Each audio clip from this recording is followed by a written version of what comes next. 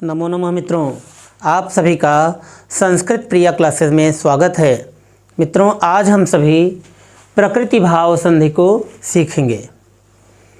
तो प्रकृति भाव संधि का सूत्र है ईदु देद द्विवचनम प्रगृह्यम। ईदु देद द्विवचनम प्रगृह्यम। तो प्रकृति भाव संधि का सूत्र क्या है? ईदु देद द्विवचनम प्रगृह्यम। तो मित्रों, ये प्रगृह्य जो लिखा शब्द है, तो प्रगृह्य किसे कहते हैं? और यहाँ पर आपको दिखाई पड़ रहा होगा बड़ी ई, बड़ा ऊ और ए की मात्रा, और ये द्विवचन लिखा गया है। तो यहाँ पर लिखा गया है कि प्रगृह्यम, यानी प्रगृह्य यही है। तो आइए इसको सीखते हैं कि प्रगृह्य क्या है, प्रगृह्य किसे कहते हैं। तो जब किसी संज्ञा, सर्वनाम या ऐसे क्रियावाचक जो द्विवचन के रूप हों और उसके अंत में ये बड़ी ई आई हो या बड़ा ऊ आया हो या ए आया हो, उसे प्रगृह्य कहते हैं। यानी फिर से एक बार सुन लीजिए कि जब कोई भी संज्ञा या ऐसा सर्वनाम या ऐसा क्रियावाचक शब्द जो द्विवचन का हो और उसके अंत में बड़ी ई, बड़ा ऊ या ए आता है, तो उसे प्रगृह्य कहते हैं। क्या कहते हैं? प्रगृह्य। तो अब यहाँ पर सूत्र में आपको दिखाई दे रहा होगा कि यहाँ पर बड़ी ई, बड़ा ऊ और इस ए में, यानी कि इसका जब हम विच्छेद करते हैं तो हो जाता है ईत, ऊत, एत, द्विवचनम प्रगृह्यम। यानी कि जो ईत शब्द है, यानी कि ई शब्द है या ऊ शब्द है या ए शब्द है और ये द्विवचनांत हैं, तो उसे प्रगृह्य कहते हैं। आइए अब इसका नियम देखते हैं। आइए अब इसके नियम को सीखते हैं। तो जैसा कि यहाँ पर लिखा गया है कि जब पूर्व पद के स्थान पर ऐसे शब्द हों जो द्विवचन के रूप हैं। पूर्व पद के स्थान पर ऐसे शब्द हों जो द्विवचन के रूप हैं। पूर्व पद के स्थान पर ऐसे शब्द हों जो द्विवचन के रूप हों और जिनके अंत में ये बड़ी ई आई हो, बड़ा ऊ अथवा ए, यहाँ पर बड़ी ई आई हो या बड़ा ऊ आया हो या ए आया हो इसके अंत में, तो उनमें से यानी इस ई, ऊ या ए में से कोई भी स्वर है, तो फिर उसके आगे चाहे कोई भी स्वर आएगा, यानी चाहे उसके आगे कोई भी स्वर आए, चाहे यहाँ पर कोई भी स्वर आ जाए, तो क्या होगा? संधि नहीं होगी, यानी कोई भी संधि नहीं होगी। यहाँ पर मित्रों आपको क्या बताया गया कि पूर्व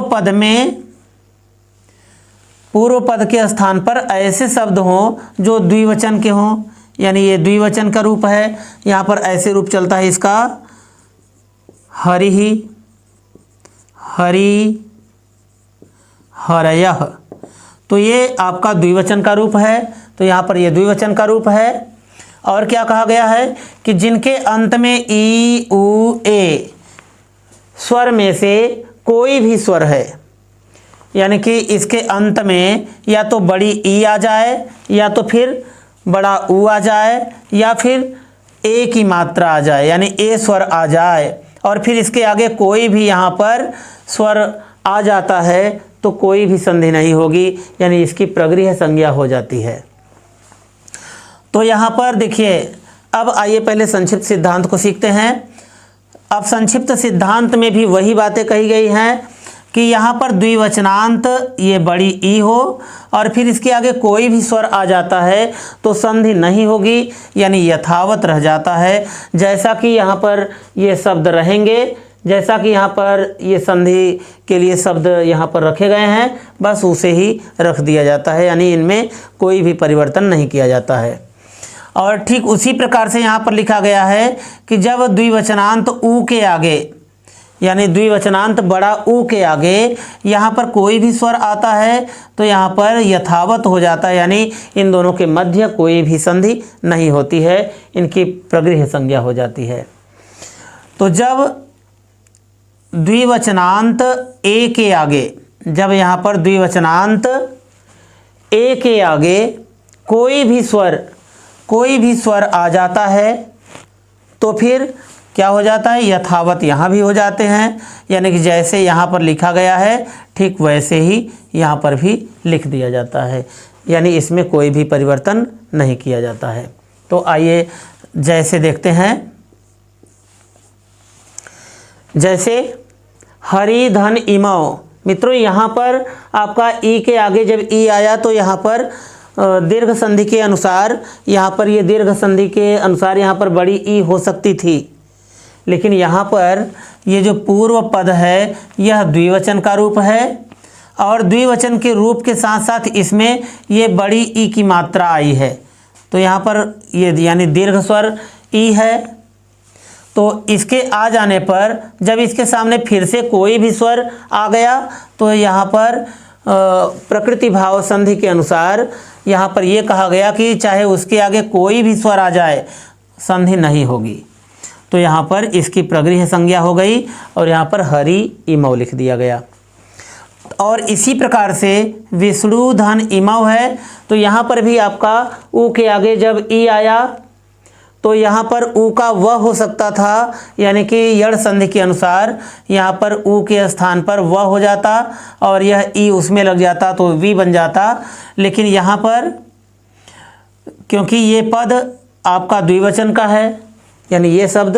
द्विवचन का होने के साथ इसमें बड़ा ऊ का मात्रा आ गया, यहाँ पर ये दीर्घ स्वर आ गया ऊ,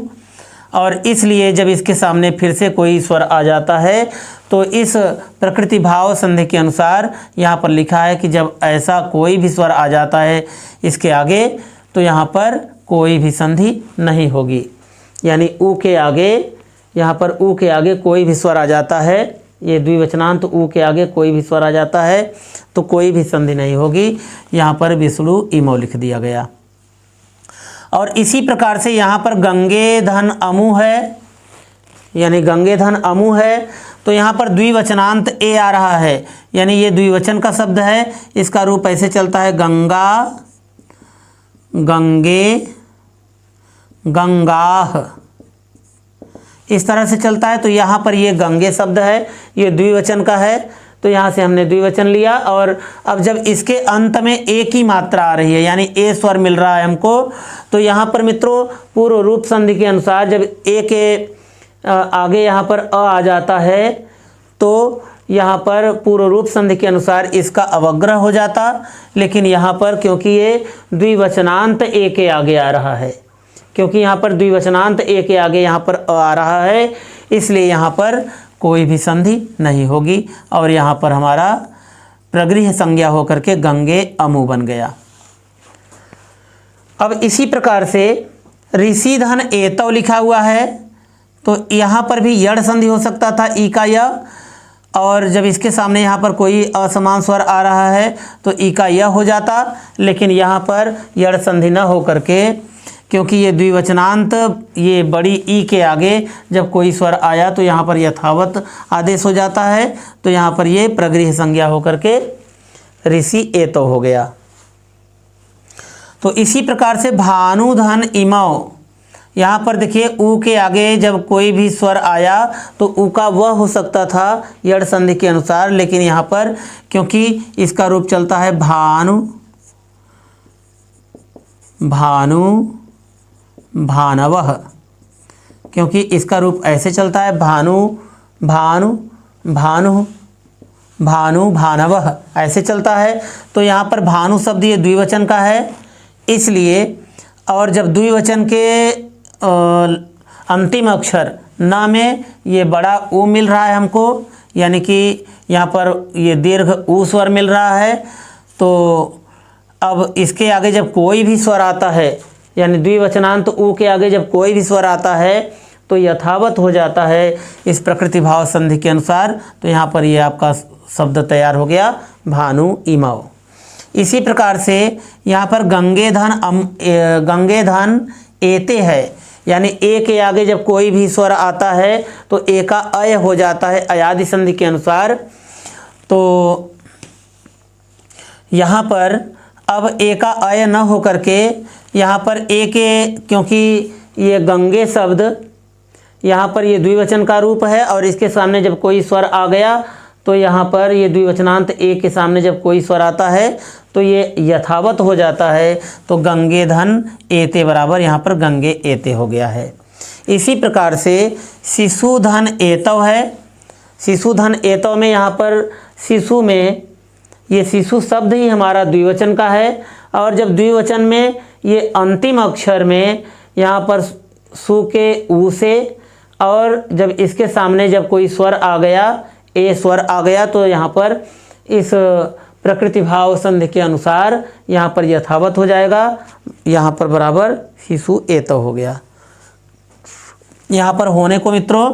यहाँ पर यड़ संधि हो सकता था, लेकिन यहाँ पर ये द्विवचनांत शब्द हो जाने के कारण, द्विवचनांत ऊ हो जाने के कारण जब इसके सामने स्वर आया तो यहाँ पर यथावत होकर के ये प्रकृति भाव संधि हो जाती है और ये हमारा पद हो जाता है शिशु एतव। और इसी प्रकार से हरि धन एतव, तो यहाँ पर भी ई का य हो जाता है यड़ संधि के अनुसार, लेकिन यहाँ पर ये ई का य नहीं होता है क्योंकि यहाँ पर ये हरि शब्द, क्योंकि ये हरि शब्द हमारा द्विवचन का है और जब इसके सामने यहाँ पर ए आ जाता है